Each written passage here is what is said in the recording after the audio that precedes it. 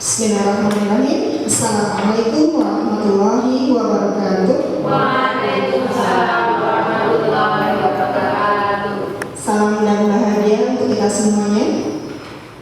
Yang kami hormati Bapak Darso, Kepala Sekolah SD Negeri 1 Banjarnegara. Yang kami hormati rekan-rekan guru, Bapak Ibu. Pertama-tama marilah kita panjatkan puji syukur kehadirat Allah Subhanahu wa Ta'ala, yang mana pada kesempatan kali ini kita bisa berkumpul untuk penyampaian atau sosialisasi tentang modul 1.4 budaya positif program guru penggerak yang sedang saya laksanakan. Salawat dan salam juga kita sampaikan kepada junjungan Nabi besar kita, Nabi Muhammad SAW. Semoga kita menjadi pengikutnya sampai akhir zaman. Allahumma amin. Baiklah Bapak Ibu sekalian, sebelum saya mulai untuk mensosialisasikan bagaimana tentang budaya positif ini, sebelumnya saya ucapkan terima kasih atas kesempatan waktunya yang telah diberikan, yang telah disempatkan pada hari ini.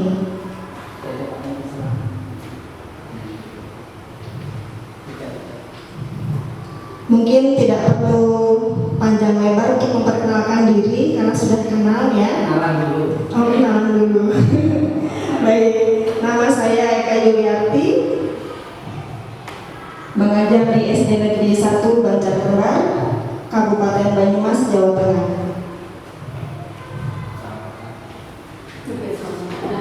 Kecamatan Purwokerto. Baiklah Bapak Ibu sekalian, untuk mempersingkat waktu, langsung saja saya akan menyampaikan tentang filosofi pendidikan nasional Ki Hajar Dewantoro. Jadi sebelum saya akan menyampaikan tentang bagaimana budaya positif itu, kita kenali dulu tentang filosofi pendidikan nasional Ki Hajar Dewantoro. Dasar pendidikan Ki Hajar Dewantoro dengan menuntut, maksud pendidikan di sini yaitu menuntut segala kekuatan kodrat yang ada pada anak-anak agar mereka dapat mencapai keselamatan dan kebahagiaan yang setinggi-tingginya baik sebagai manusia maupun anggota masyarakat. Jadi Ki Hajar Dewantoro berpendapat bahwasanya yang namanya pendidikan itu intinya adalah menuntut. Menuntut di sini berarti tugas kita sebagai seorang guru yaitu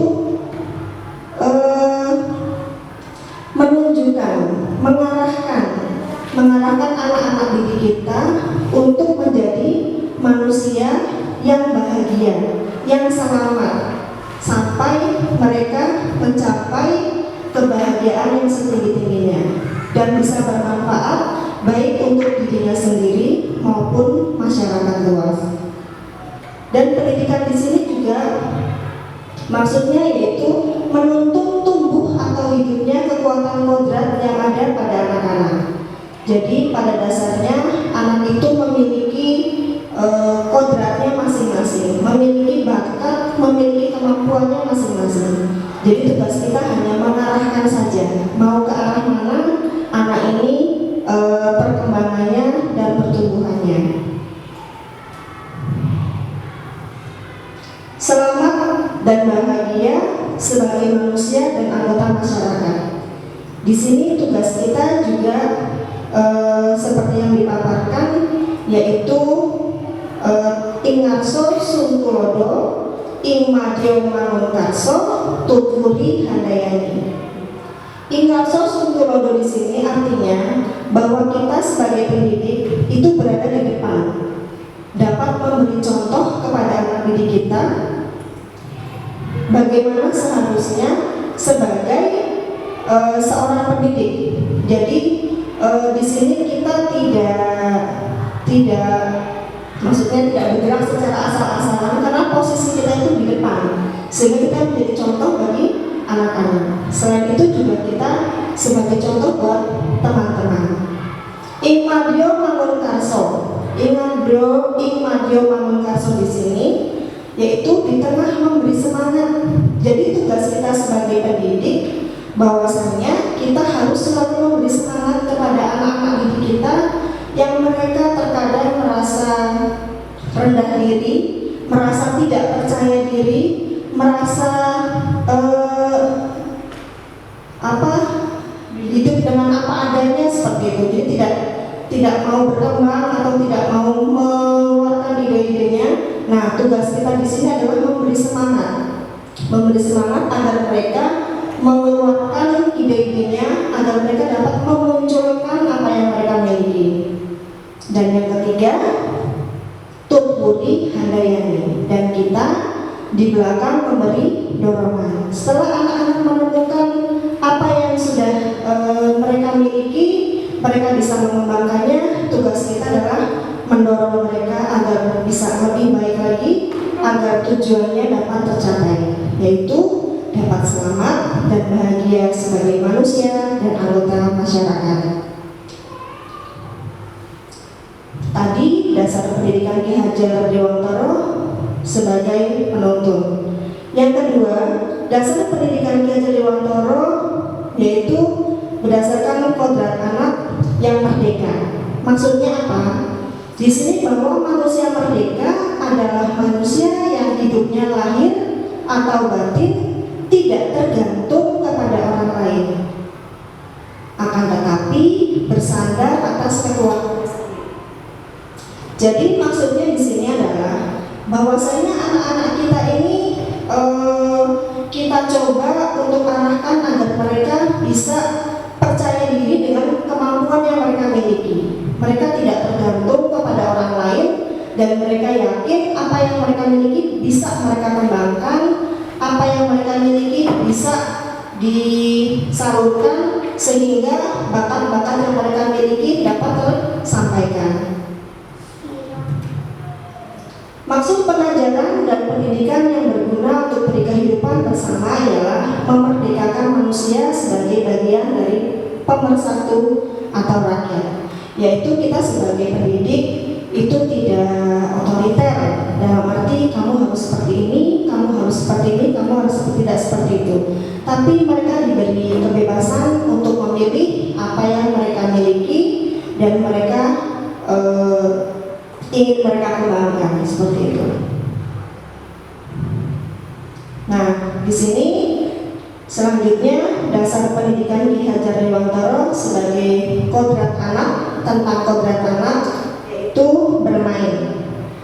Kodrat anak pada dasarnya itu memang senang untuk bermain, karena bermain di sini adalah suatu hal yang sangat menyenangkan yang membuat mereka bahagia. Bermain adalah salah satu kodrat anak. Pikiran, perasaan, kemauan, tenaga, cipta, rasa, karsa atau karya, pekerti itu sudah ada pada diri anak. Dan permainan anak dapat menjadi bagian pembelajaran di sekolah. Jadi supaya karena kodratnya anak itu adalah bermain, sehingga kita tidak serta-merta melarang ketika anak itu sedang bermain. Mungkin seperti kemarin panas-panas anak-anak bermain bola atau anak bermain lari-lari. Nah, itu memang kodratnya anak seperti itu. Mungkin menurut kita hal itu panas-panas seperti itu ya. Tapi ternyata itu membuat mereka bahagia, itu membuat mereka merasa senang. Jadi selagi itu masih hal yang positif, kita biarkan saja. Kecuali hal itu membahayakan, kita perlu mengingatkan. Pendidikan yang berpihak pada anak.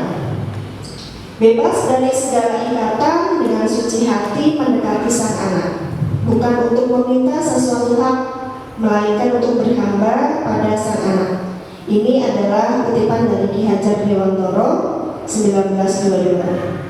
Pokoknya pendidikan harus terletak di dalam pangkuan ibu bapak, karena hanya dua orang inilah yang dapat berhamba pada sang anak dengan semurni-murninya dan seikhlas-ikhlasnya.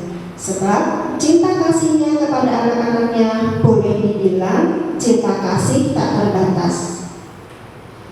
Kenapa di sini disebutkan bahwa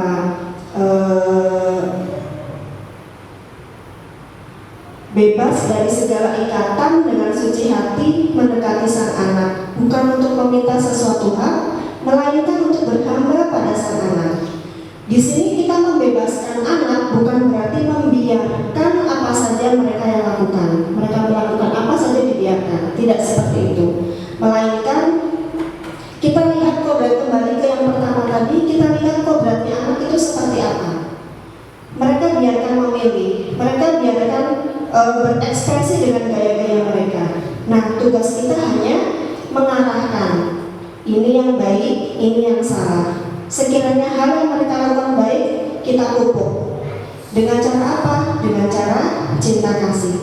Kita berikan dengan sepenuh hati. Berhamba di sini maksudnya kita memberikan cinta sepenuh hati dari hati yang paling dalam. Jadi yang namanya anak tidak bisa dibohongi. Kalau kita hanya dari rasa sayang kita seperti dibuat-buat atau misalnya tidak dari hati, itu sangat-sangat terasa bagi anak. Tapi kalau kita memberikannya dengan sepenuh hati, insya Allah mereka akan mengena, hatinya pun akan terkena dengan kita. Nah, maksudnya dari berhamba itu seperti itu, menghamba kepada anak seperti itu. Selanjutnya, dasar pendidikan Ki Hajar Dewantara yang dimaksud di sini tentang bukan tabula rasa. Anak bukan kertas kosong yang bisa digambar sesuai keinginan orang dewasa. Mungkin kita pernah dengar hal ini. Dulu memang pernah sering mendengar ya, bahwa anak itu bagaikan kertas kosong. Jadi kitalah sebagai orang tua yang mewarnainya. Ternyata hal ini menurut Ki Hajar Dewantara kurang pas. Ki Hajar Dewantara berpikir bahwasannya anak itu sebenarnya bukan kertas kosong, berdiri sendiri. Budi pekerti, watak, karakter itu harus saling terpadu, harus saling bersinergi. Karena dengan perpaduan tersebut sehingga menimbulkan suatu karakter yang harmonis. Budi yaitu pikiran, perasaan, kehendak atau kemauan. Sedangkan pekerti itu adalah tenaga. Nah, antara budi, pikiran, perasaan, kehendak, kemauan dan pekerti itu harus saling menyatu, saling dipadukan. Selanjutnya, dasar pendidikan Ki Hajar Dewantara yaitu sebagai anak itu bagaikan kita itu sebagai petani. Nah, anak itu sebagai benih yang ditanamnya.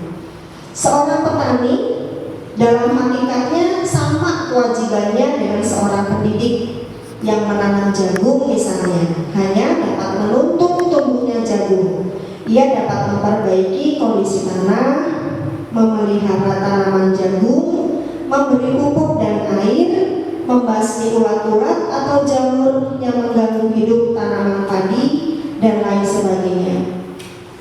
Di sini seperti yang saya sampaikan tadi, bahwasanya anak itu kita ibaratkan sebagai jagung. Jadi kalau kita misalnya menanam jagung, dia akan tumbuh jagung. Nah, tugas kita hanya memperbaiki apa-apa yang belum ada pada anak, memperbaiki hal-hal yang kurang pas pada diri anak. Jadi tidak mengubah kodrat yang anak miliki, tapi hanya memberi pupuk, memberi semangat, memberi dorongan, memberi tempat yang layak, memberi tempat yang pas untuk anak. Relevansi filosofi pendidikan Ki Hajar Dewantara atau pesan kunci dari kesemuanya ini yaitu maksud pendidikan di sini menuntun segala kekuatan kodrat yang ada pada anak-anak agar mereka dapat mencapai keselamatan dan kebahagiaan yang setinggi-tingginya baik sebagai manusia maupun anggota masyarakat. Di sini ada dua masa yang dapat dibedakan. Menurut Ki Hajar Dewantoro, bahwa pendidikan itu menuntut untuk mencapai selamat dan bahagia. Sedangkan pendidikan pada abad 21 yaitu kolaborasi, kritis, reflektif, komunikasi, kreatif, inovatif, dan well-being. Itu perbedaannya tentang pendidikan. Nah, dari kesimpulan yang tadi bahwa refleksi filosofi pendidikan, guru dan murid berkolaborasi untuk menciptakan kedalaman rasa atau takjub dan kasmaran, spiritual, intelektual, dan sosial untuk mencapai keselamatan dan kebahagiaan sebagai manusia. Siswa dan guru merdeka belajar dan berkolaborasi bersama, menggali dan mengembangkan potensi siswa dan mengakomodasi karakteristik masing-masing untuk mewujudkan student well-being atau makan putu swarjana. Ini yang penulisnya. Nah, demikian pendapat-pendapat yang disampaikan oleh Ki Hajar Dewantoro tentang pendidikan. Semoga kita sebagai pendidik bisa menyesuaikan, bisa mengaplikasikan. Baiklah, kita sekarang sudah mulai masuk pada sosialisasi budaya positif sesuai dengan penyampaian atau topik utama yang akan kita bahas. Untuk pengertian budaya positif itu adalah suatu pembiasaan yang bernilai positif. Di dalamnya mengandung sejumlah kegiatan yang mampu menumbuhkan karakter murid. Budaya positif itu perlu dibangun dalam suatu kelas. Untuk mewujudkan budaya positif harus dilakukan sejak dini, mengingat dalam prosesnya membutuhkan waktu yang lama dan konsisten dari setiap stakeholder yang ada. Di lingkungan sekolah, guru dapat menerapkan budaya positif seperti kerjasama dengan rekan sejawat, berinteraksi secara akrab dengan peserta didik, menerapkan disiplin dan bertanggung jawab serta menjadi teladan bagi peserta didik. Sedangkan di lingkungan kelas, salah satu langkah yang guru dapat lakukan adalah membangun budaya positif melalui komunikasi serta adanya keyakinan yang diyakini baik dan positif. Jadi apabila pembiasaan bisa kita lakukan dalam sehari-hari, khususnya hal-hal yang positif, dan itu saling mengingatkan, saling mendorong, itu akan tercipta suatu budaya positif. Dengan adanya budaya positif ini, sekolah mungkin akan bisa terasa nyaman, baik untuk para pendidik maupun bagi anak didik. Budaya positif itu pembiasaan positif di sekolah yang kita kenal dengan budaya positif. Budaya positif ini akan menimbulkan rasa aman dan nyaman pada murid dalam proses pembelajaran. Budaya positif juga mendorong murid untuk mampu berpikir, bertindak, dan mencipta sebagai proses memerdekakan dirinya sebagai murid lebih mandiri dan bertanggung jawab. Ya, jadi proses untuk menciptakan suatu sekolah yang memiliki budaya positif jelas tidak mudah, karena ini harus adanya kerjasama, harus adanya sinergi, mulai dari atasan, bawahan, warga sekolah, baik itu wali murid maupun anak didik itu sendiri.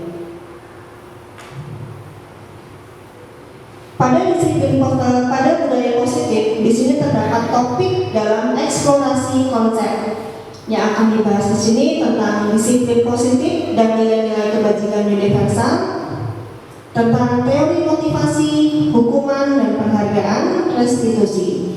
Selanjutnya tentang keyakinan kelas, tentang kebutuhan dasar manusia dan dunia berkualitas.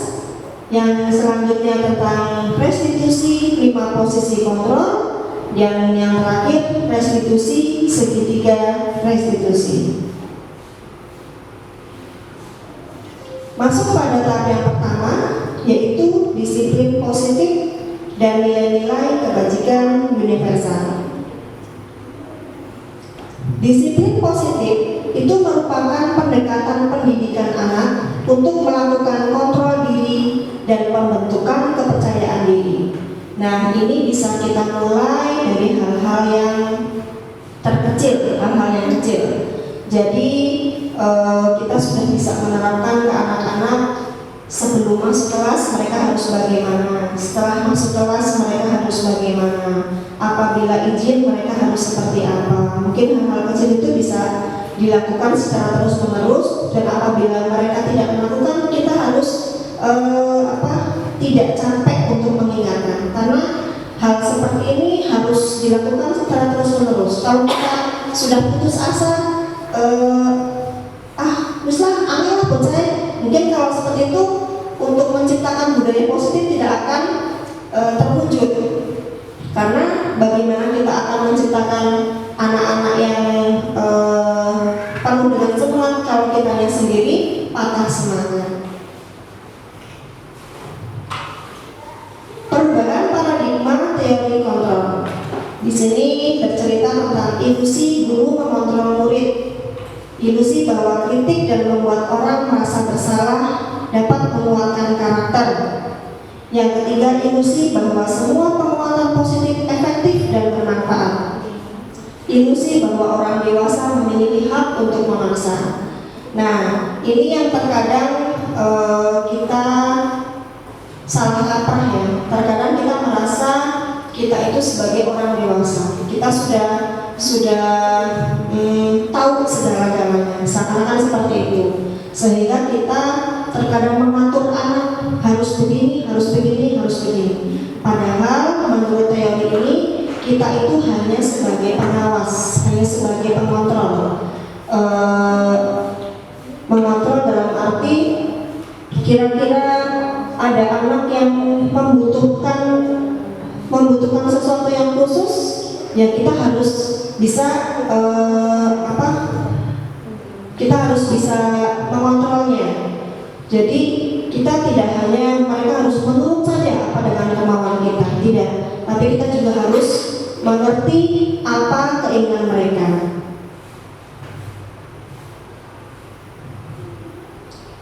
Nah, di sini ada perubahan paradigma stimulus respon dari teori kontrol.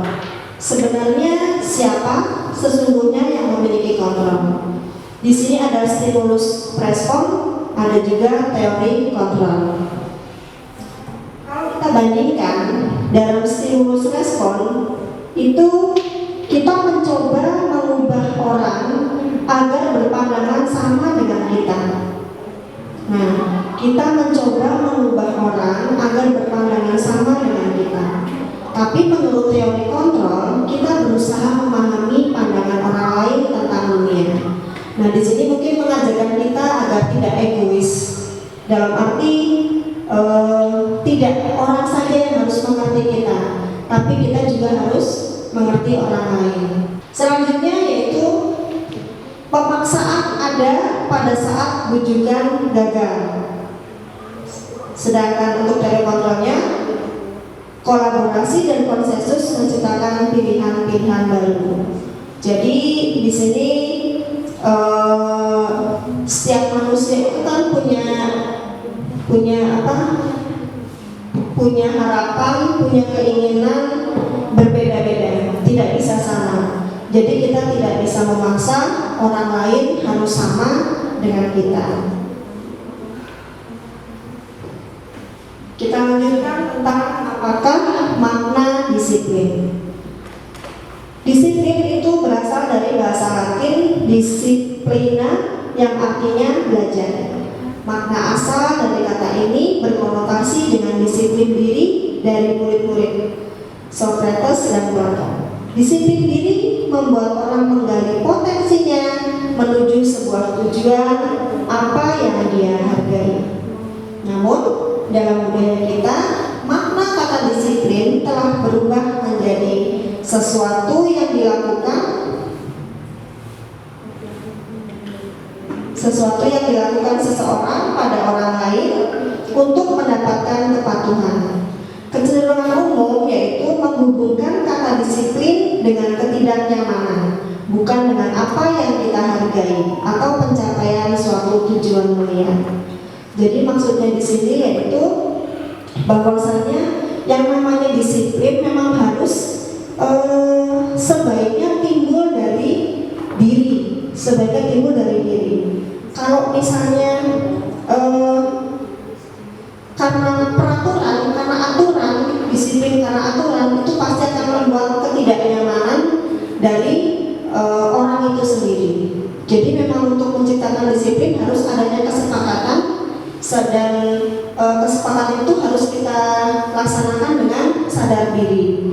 Jadi kalau hanya sepihak yang harus begini, pasti itu akan menimbulkan ketidaknyamanan. Intinya di sini harus saling menghargai. Nilai-nilai kebajikan universal. Nilai-nilai kebaikan adalah sifat-sifat positif manusia yang merupakan tujuan mulia yang ingin dicapai setiap individu. Nilai-nilai tersebut bersifat universal dan lintas bahasa, suku bangsa, agama, maupun latar belakang. Setiap perilaku atau perbuatan itu memiliki suatu tujuan. Dengan mengaitkan nilai-nilai kebaikan yang diyakini seseorang, maka motivasi intrinsiknya akan terbangun, sehingga menggerakkan motivasi dari dalam untuk dapat mencapai tujuan mulia yang diinginkan. Nah, di sini nilai-nilai kebajikan juga ingin dicapai oleh setiap anak Indonesia, dan seperti yang kita kenal yaitu dengan profil pelajar Pancasila, yaitu beriman, bertakwa kepada Tuhan Yang Maha Esa dan berakhlak mulia, mandiri, bernalar kritis, berkebinekaan global, bergotong royong, dan kreatif. Di sini saya akan menampilkan video. Mungkin ini nanti bisa sebagai pembiasaan anak. Kalau dengan lagu kan mereka jadi teringat, sering mendendangkan. Mungkin kalau lagunya lagu yang seperti ini, secara tidak langsung ketika mereka jalan pun lagunya lagu ini kan sering mereka mendendangkannya. Nanti silakan bisa dipraktekkan di kelas masing-masing. Ini akan saya coba.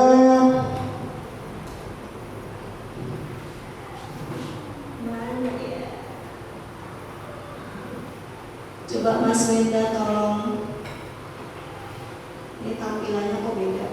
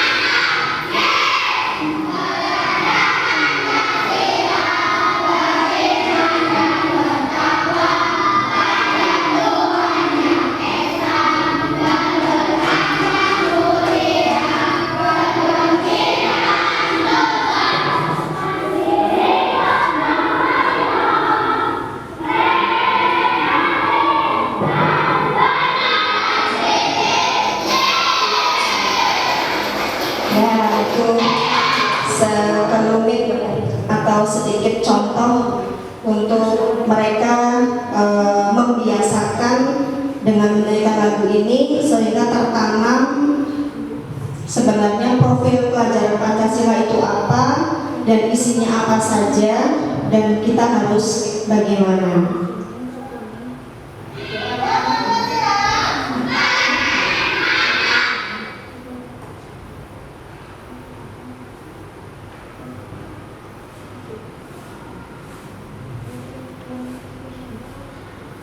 Baik, kita lanjutkan.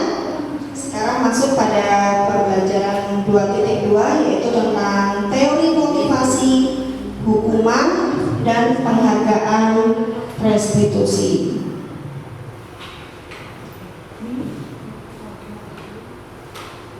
Teori motivasi perilaku manusia.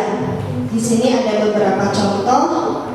Apakah di sini masuk motivasi eksternal atau motivasi internal? Motivasi perilaku manusia yang eksternal. Yang pertama yaitu untuk menghindari ketidaknyamanan atau hukuman.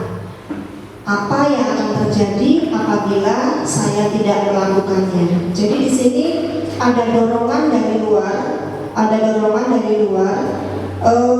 apabila kita melakukan sesuatu, apakah kira-kira yang kita lakukan ini sudah benar atau belum?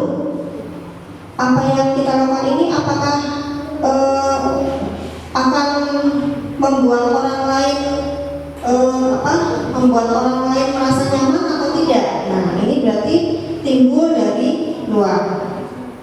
Begitu juga contoh yang kedua, untuk mendapatkan imbalan dari orang lain. Kalimatnya, apa yang akan saya dapatkan apabila saya melakukannya? Nah, ini juga motivasi dari eksternal, dari luar. Yaitu kira-kira kalau saya lakukan ini, kira-kira saya dapat apa ya? Nah, seperti itu. Itu karena timbul ide-ide, timbul dorongan-dorongan itu dari luar. Sedangkan yang ketiga, motivasi dari dalam diri, motivasi internal. Untuk menghargai diri sendiri, saya akan menjadi orang yang seperti apa yang saya inginkan dan saya lakukan. Nah, jadi kalau dari motivasi diri itu tidak berpikir keluar. Pokoknya saya ingin berbuat baik, saya ingin coba untuk merubah menjadi lebih baik. Saya ingin menjadi pendidik yang menyenangkan. Saya ingin menjadi pendidik yang bisa bermanfaat buat orang-orang lain, seperti itu. Itu timbul dari diri sendiri. Itu merupakan teori motivasi perilaku manusia.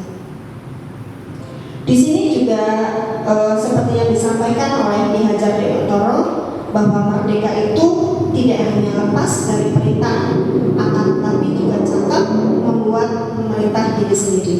Jadi menyambung yang tadi, bahwa kita itu hidup itu merdeka. Jadi tidak usah menunggu perintah dari orang lain. Sekiranya kita tahu itu hal yang baik, langsung kita lakukan. Sekiranya itu membuat hal itu bermanfaat buat orang lain, kita lakukan. Ini juga pendapat Ki Hajar Dewantara tentang kemerdekaan itu sendiri. Selanjutnya, apa itu restitusi?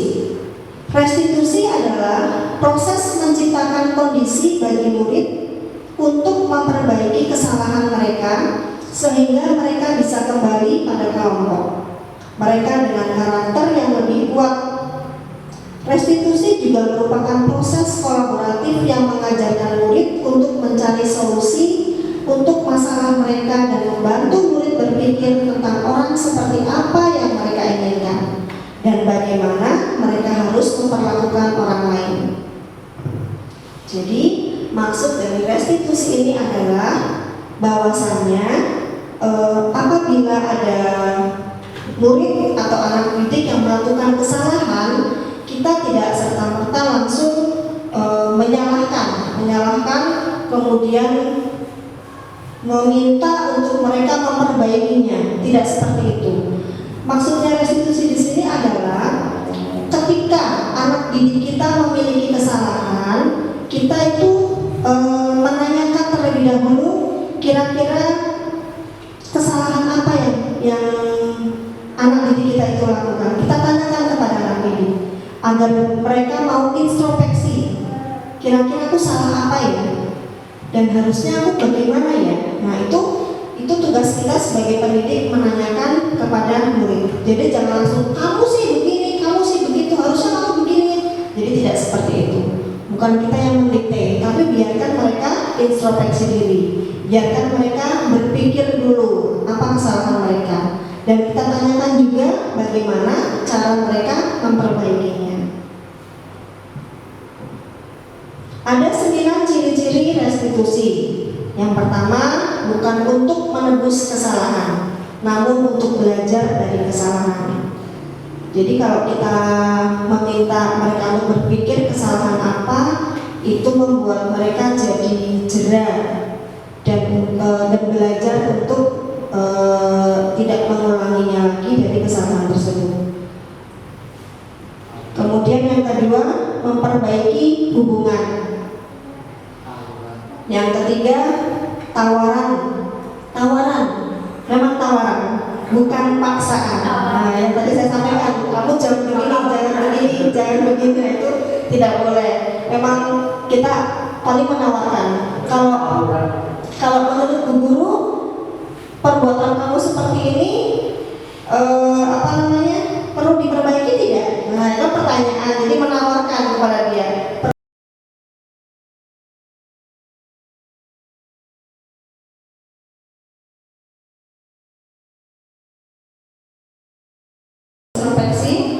Restitusi mencari kebutuhan dasar yang mendasari tindakan. Restitusi diri adalah cara yang paling baik. Restitusi fokus pada karakter, bukan pada tindakan. Restitusi fokus pada solusinya. Jadi bagaimana menurut kamu baiknya? Sebaiknya seperti apa? Nah, jadi biar mereka berpikir, dan biasanya apa yang mereka sampaikan itu yang lebih teringat dibanding kita menyampaikan kamu harusnya begini, seperti itu. Dan restitusi juga mengembalikan murid yang berbuat salah pada ini kepotong, mohon maaf. Nanti saya perbaiki lagi. Selanjutnya untuk pembelajaran yang 3.1 tentang keyakinan kelas. Mengapa tidak peraturan saja? Mengapa harus kesepakatan kelas atau keyakinan kelas? Dalam KBBI, peraturan atau regulation itu adalah petunjuk, kaidah atau ketentuan yang dibuat untuk mengatur. Nah, kalau peraturan itu kesannya mengatur, biasanya peraturan itu membuat kita jenuh, membuat kita bosan. Sedangkan kesepakatan atau deal itu berasal dari kata sepakat, yang artinya setuju, semufakat atau sependapat. Sehingga bersepakat berarti sama-sama menyetujui. Di sini ada perbedaan peraturan dan keyakinan kelas. Peraturan itu contohnya selalu kembalikan buku ke tempatnya. Nah, kalau keyakinan kelas ini lebih bertanggung jawab. Peraturan dilarang mengganggu orang lain, banyak larangan-larangan, tidak boleh begini, jangan begini. Tapi kalau dalam keyakinan kelas itu lebih ke hal yang positif, yaitu menghormati orang lain. Kemudian hadir di sekolah 15 menit sebelum pembelajaran dimulai. Kalau dalam keyakinan kelas dibuat sebuah komitmen. Dilarang melakukan kekerasan, dilarang menggunakan narkoba, bergantian atau menunggu giliran, jangan berlari di kelas atau koridor. Nah, ini berupa peraturan-peraturan. Tapi kalau dalam keyakinan kelas itu lebih menekankan kepada sebaiknya kamu seperti apa, seperti itu. Ini adalah salah satu contoh akan dibuatnya keyakinan kelas. Saya bersama anak didik di kelas kemarin sudah saya sampaikan apa itu keyakinan kelas. Terus di kelas kita bikin peraturan apa ya yang bisa kita lakukan, seperti itu. Kemudian mereka mengusulkan secara lisan dan menjawab secara lisan. Kelasnya tidak ini Bu, tidak berisik terus. Kelasnya harus bersih. Kelasnya pengennya dihias Bu. Kelasnya pengennya bermacam-macam pendapat mereka. Kemudian saya minta kepada anak-anak untuk menuliskan apa yang kamu inginkan. Silakan kamu tulis. Kemudian saya juga meminta ke anak-anak apa yang tidak kamu inginkan ketika di dalam kelas. anak-anak. Setelah itu hasilnya bisa disimpulkan. Akhirnya sepakatlah kita bahwa dalam kelas itu dari berbagai pendapat yang sudah masuk ada beberapa kesepakatan lumayan banyak kebetulan, dan ini saya tidak percaya 100% dalam arti sudah gitu dengan adanya ini berarti sudah selesai gitu, tidak. Tapi memang harus kemarin kesepakatan kita apa. Selalu saya ingatkan anak berbuat saling mengejek seperti itu. Kesepakatan kita apa? Nah, paling saya katakan seperti itu anak-anak. Agar anak mengingat kembali apa yang telah mereka tulis, apa yang mereka inginkan. Nah, seperti itu. Selanjutnya pembelajaran 4.1 tentang kebutuhan dasar manusia dan dunia berkualitas. Kebutuhan dasar manusia itu ada 5 hal, yaitu cinta kasih atau rasa memiliki dan dimiliki. Ini memang kebutuhan dasar manusia ya, ingin disayang, ingin diberi rasa kasih seperti itu. Kemudian bertahan hidup. Nah, kebutuhan dasar manusia juga bertahan hidup dengan cara bagaimana? Yaitu dengan cara bisa makan, bisa minum. Untuk mencapai itu harus bekerja supaya menghasilkan uang. Kebutuhan dasar manusia selanjutnya adalah kebebasan. Pada dasarnya manusia tidak mau diatur, dia ingin bebas.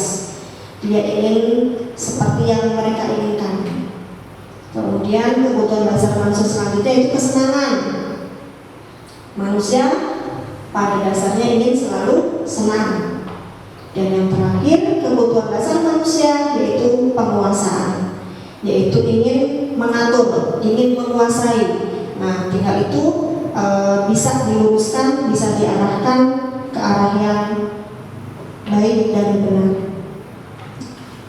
Selanjutnya pembelajaran yang kelima, yaitu 5 posisi kontrol. Wah, kecil sekali, tidak kelihatan ya.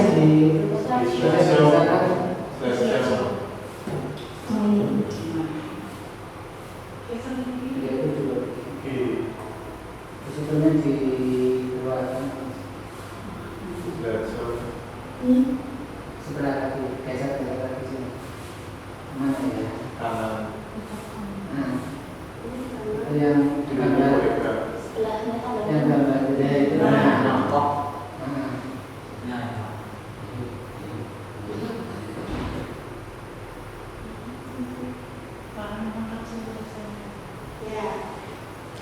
Lima posisi kontrol restitusi. Di sini ada motivasi, baik motivasi eksternal maupun motivasi intrinsik seperti yang sudah disampaikan tadi, yaitu ada 5 posisi kontrol dalam perilaku kontrol negatif, kontrol positif, dan kontrol diri, yaitu ada penghukum, membuat merasa bersalah, sebagai teman, sebagai pemantau, atau sebagai manajer. Pada 5 posisi kontrol tersebut itu ketika masuk pada kontrol negatif itu menghukum. Jadi perilaku-perilaku yang menghukum itu merupakan hal-hal yang negatif, menghardik, menyakiti, menyindir, itu masuknya ke penghukum. Kemudian merasa bersalah, pembuat merasa bersalah. Kita menunjukkan ke orang lain bahwa dia salah. Dia menceritakan ke orang lain bahwa dia itu berbuat hal-hal yang seperti ini menceritakannya. Itu membuat rasa bersalah. Kemudian kalau perilaku kontrol positif, dia bisa sebagai teman dan bisa sebagai pemantau. Dan yang terbaik yang dianjurkan itu sebagai kontrol diri, yaitu sebagai manajer. Seperti yang saya sampaikan tadi, yaitu banyak mengajukan pertanyaan-pertanyaan, sehingga apa yang dia jawab, apa yang dia nyatakan itu lebih mengena pada diri. Nah, di sini ada beberapa contohnya. Kalau kamu tidak melakukannya, saya akan itu menghukum. Tapi kalau sebagai manajer itu apa yang kita yakini, apa yang kamu yakinkan, menurut kamu bagaimana? Kira-kira kamu cara memperbaikinya bagaimana? Nah, itu berarti kita sebagai manajer. Hasilnya itu akan berbeda dengan motivasi eksternal. Kalau sebagai manajer itu akan menguatkan watak, menguatkan karakter. Seperti itu. Ini masih lanjutannya.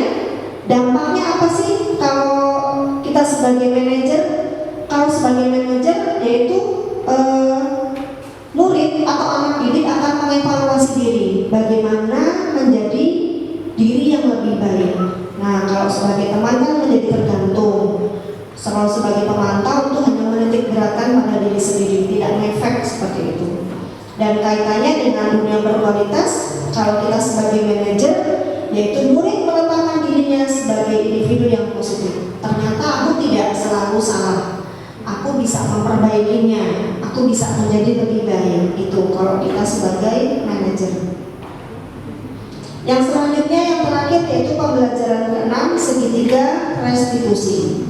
Di sini ada segitiga restitusi, yaitu sebagai menstabilkan identitas, validasi kebutuhan, dan menanyakan keyakinan. Menstabilkan identitas di sini yaitu untuk membuat anak yang merasa gagal akan karena berbuat salah menjadi positif terhadap dirinya. Nah, ini salah satu contohnya yaitu berbuat salah itu hal yang manusiawi. Gak apa-apa kamu salah, yang penting kamu siap untuk memperbaikinya. Nah, seperti itu. Jadi itu membuat suasananya anak tidak tegang, anak tidak takut, seperti itu. Selanjutnya, validasi kebutuhan. Validasi kebutuhan yaitu membantu siswa mengenali basic need atau kebutuhan yang ingin dipenuhinya ketika melakukan kesalahan itu. Tanggung jawab dalam meningkatkan kualitas manusia, memilih untuk bertanggung jawab bagi kehidupan orang banyak, tak perlu gengsi, saling belajar, saling memberi masukan, jadilah seperti air, teguh pendirian, siap menyesuaikan diri dalam proses belajar yang dilalui. Itu mungkin yang dapat saya sampaikan untuk tentang budaya positif. Semoga apa yang saya sampaikan tadi dapat bermanfaat dan hal yang bisa kita renungkan ini bisa kita pahami ya, bahwa kita sudah memilih sebagai pendidik, profesi sebagai pendidik, nanti kita harus siap untuk mengurusi orang banyak, yaitu anak-anak didik kita, supaya mereka memiliki supaya mereka bisa mencapai keselamatan dan kebahagiaan. Nah, ini ada beberapa contoh kegiatan yang dapat saya gambarkan tentang anak-anak, betapa bahagianya mereka ketika melakukan dengan rasa tidak terpaksa, tapi memang dengan rasa bahagia.